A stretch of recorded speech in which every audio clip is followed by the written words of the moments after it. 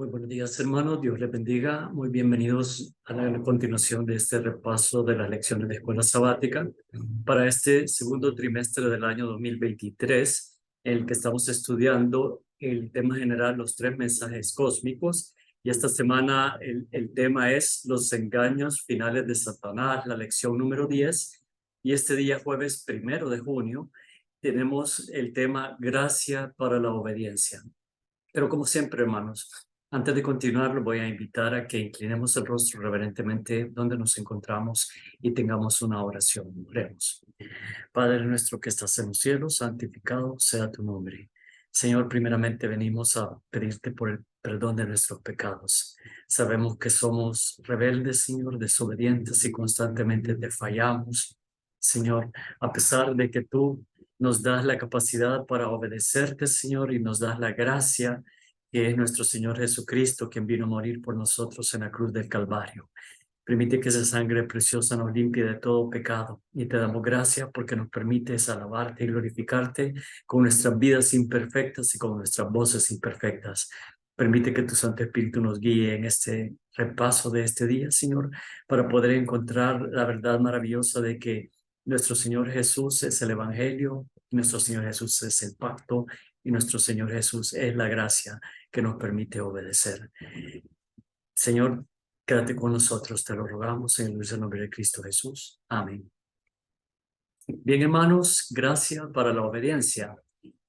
Acá comienza la lección diciendo la mujer de escarlata y púrpura, que es la gran ramera que hemos estado viendo, que está en los capítulos 14, 17 y 18 de Apocalipsis, que son una secuencia que finaliza con la destrucción de esta ciudad que representa a un sistema que ha hecho circular su copa de vino y ha embriagado a todo el mundo con las falsas doctrinas de Babilonia.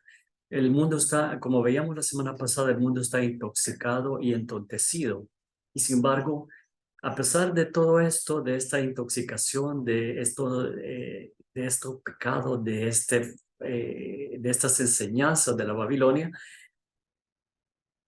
Dios nos da gracia para la obediencia y vamos a ver exactamente qué o quién es esa gracia más bien, pero acá nos manda a leer primeramente Apocalipsis 18, 4 y 5 y como les decía, los capítulos de la secuencia son el capítulo 14, el 17 y el 18 y ahora nos vamos al último de la secuencia, donde nos dice, y oí otra voz del cielo que decía, salid de ella, pueblo mío, para que no seáis partícipes de sus pecados ni recibáis parte de sus plagas, porque sus pecados han llegado hasta el cielo y Dios se ha acordado de sus maldades.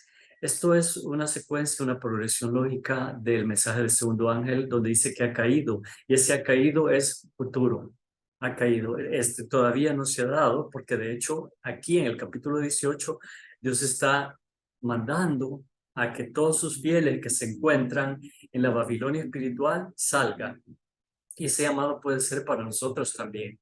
Hermanos, el hecho de que estemos dentro de la Iglesia Adventista del Séptimo Día no quiere decir que no estamos exentos de estar siguiendo las doctrinas, de estar viviendo el vino del furor de la fornicación de Babilonia en nuestras vidas personales. Tenemos que hacer una introspección y verificar qué de Babilonia aún permanece en nuestras vidas y desecharlo.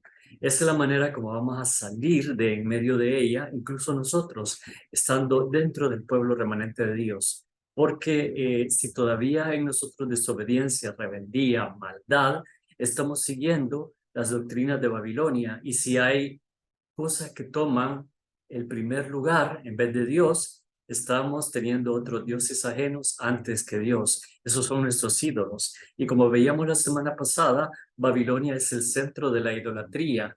Entonces, es posible que nosotros, incluso estando dentro de la iglesia remanente, estemos viviendo una vida de idolatría. Así que nosotros también somos llamados a salir de todo eso que nos aleja de Dios y que no nos permite ponerlo en primer lugar. Y a pesar que no nos estemos inclinando ante imágenes y las estemos adorando, es posible que tengamos ídolos y hay que apartarlos de nuestra vida. Entonces, acá el llamado central es salir de Babilonia.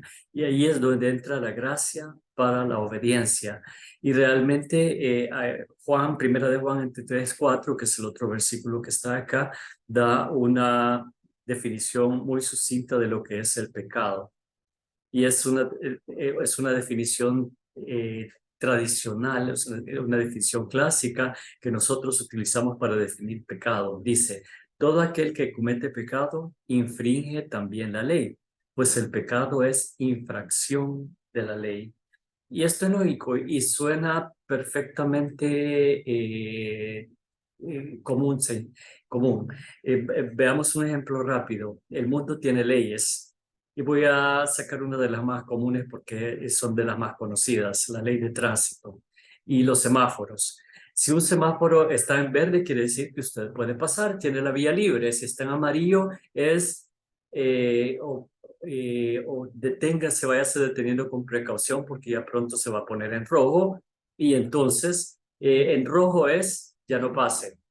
Pero si yo, viendo el semáforo en rojo me paso, he infringido la ley de tránsito y por lo tanto me pueden poner una multa. Y si hago infracciones más graves, como atropellar a una persona que está cruzando en una franja protegidas, entonces puedo ir hasta la cárcel, aunque la persona no haya muerto, sino que solo la golpeé, pero cometió una infracción grave de estas leyes. Entonces, pecado, la ley, como dice acá en 1 de Juan 3:4, es el pecado, es infracción de la ley. ¿Y a cuál ley nos estamos refiriendo? Primeramente a la ley moral de Dios, que son los 10 mandamientos. Y en particular hemos estado viendo en el mensaje de los 3 ángeles que en el centro de esa ley se encuentra el día sábado. Y hemos visto a lo largo de todo este estudio que hemos estado llevando a cabo este trimestre que el falso día de adoración se va a constituir en uno de los engaños finales de Satanás, el día domingo, y así atenta contra el centro de la ley de Dios, que es el cuarto mandamiento de guardar el día sábado, que nos recuerda primordialmente que Dios es nuestro creador. Entonces, pero hermanos, hay una secuencia de versículos a través de la cual los quiero llevar, que nos dicen dónde vamos a encontrar esa gracia para la obediencia. Y el primero es Romanos 10:17. Los voy a invitar a que, si tienen su Biblia, puedan buscarlo. Yo estoy leyendo en la versión Reina Valera del 60. Entonces, acá empezamos con la fe, porque la fe es lo que nos va a permitir acercarnos a Dios, como dice Hebreos. Sin fe es imposible agradar a Dios, y todo aquel que se acerca a Dios es necesario que la tenga y que crea que Dios existe.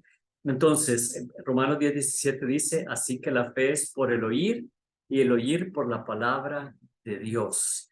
Entonces, ahí encontramos el otro gran regalo de la gracia, que es la palabra de Dios, hermanos, que nos permite obtener esa fe que nos va a acercar a Dios. Ahora vamos con Romanos 12:2. Una vez que hemos encontrado la palabra y hemos tenido la fe, ahora nos manda, el apóstol nos dice lo siguiente, no os conforméis a este siglo, sino transformaos por medio de la renovación de vuestro entendimiento para que comprobéis cuál sea la buena voluntad de Dios, agradable y perfecta. Entonces, debe haber una transformación y esa transformación, quien la hace, es el otro elemento de la gracia. La gracia primordialmente es una persona, la gracia es Jesucristo, pero al ascender a los cielos, Él nos prometió que nos iba a mandar al Espíritu Santo. Él es el otro componente que nos transforma, renueva nuestro entendimiento para que podamos hacer la voluntad de Dios. Y nuevamente en la epístola del apóstol Juan, el Juan 17:17, donde Jesús está orando por sus discípulos, es la oración sacerdotal final que él hace. En Juan 17:17 dice, santifícalos en tu verdad, tu palabra es verdad.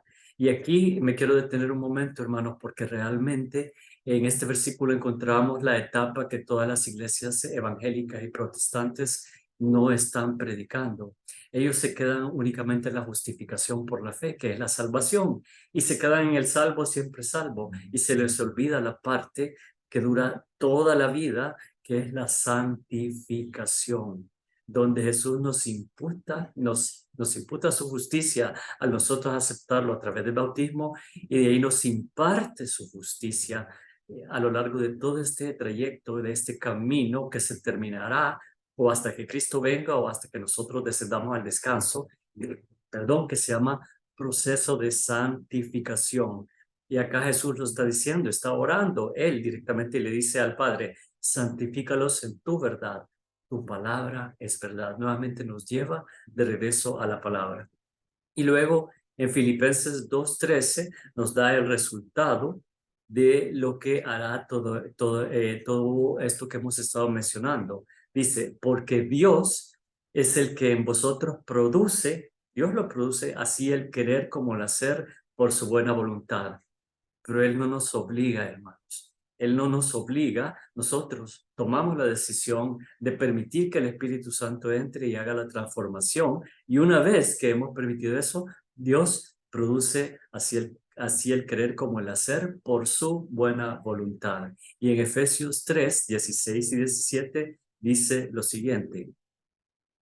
Efesios 3:16 dice, para que os dé conforme a las riquezas de su gloria, el ser fortalecidos con poder. Este poder es la palabra griega dunamis, de donde viene dinamita, con poder de dinamita en el hombre interno por su espíritu, nuevamente el Espíritu Santo, el otro regalo de la gracia, para que habite Cristo por la fe en vuestros corazones. Así que si ven, es todo un andamiaje que está basado en la palabra, en la fe, pero básicamente detrás de ello está nuestro Señor Jesús, que vino a morir por nosotros y fue el más grande regalo de la gracia, y Él es el pacto, ya lo vamos a ver en el siguiente versículo, y Él es también, hermanos, la fidelidad Él nos da, habitando en nuestros corazones, da el poder a través del Espíritu para poder hacer su voluntad.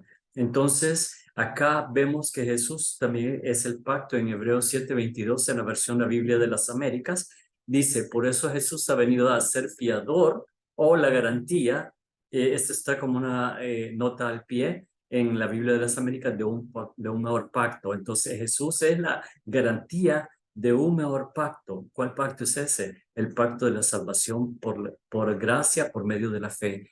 Y entonces, hermanos, eso nos capacita y nos pone en el camino de la santificación, que es el proceso a lo largo del cual Jesús nos imputa y nos imparte su justicia, y el Espíritu Santo nos va guiando, como hemos visto. Ahora quiero que leamos 2 Corintios 1:20, 2 Corintios 1:20, y en 2 Corintios 1:20 nos dice lo siguiente: porque todas las promesas de Dios son en Él sí y en Él amén, por medio de nosotros para la gloria de Dios. Dios nos da la gracia para la obediencia, hermanos, y hemos visto el proceso a través del cual viene esa gracia para que nosotros podamos obedecer. Y es posible obedecer, pero si nosotros tomamos la decisión de hacerlo y permitimos esa transformación en nuestro cuerpo. Quiero finalizar dejando con ustedes nuevamente Filipenses 2:13, Filipenses 2:13, que dice, porque Dios es el que en vosotros produce así el querer como el hacer por su buena voluntad. Ya vimos, hermanos, que el pecado es la transgresión o quebrantamiento de la ley de Dios. Y la única manera en que alguien puede obedecer la ley es mediante la fe en el poder del Cristo viviente, como dice acá la lección. Entonces, así como la fidelidad de Israel a la ley habría sido un testimonio poderoso para el mundo, nuestra fidelidad también puede ser un testimonio poderoso que ayude a guiar a la gente a salir de Babilonia. Hermanos, muchas veces nuestro testimonio es mucho más importante que lo que nosotros podemos decir para que alguien pueda llegar a los pies de nuestro Señor Cristo Jesús. Pero también cuidemos nuestras palabras, porque por tus palabras serás justificado, pero por tus palabras también serás condenado. Que toda nuestra vida sea un testimonio de fe y de gracia para la obediencia. Que Dios les bendiga grandemente.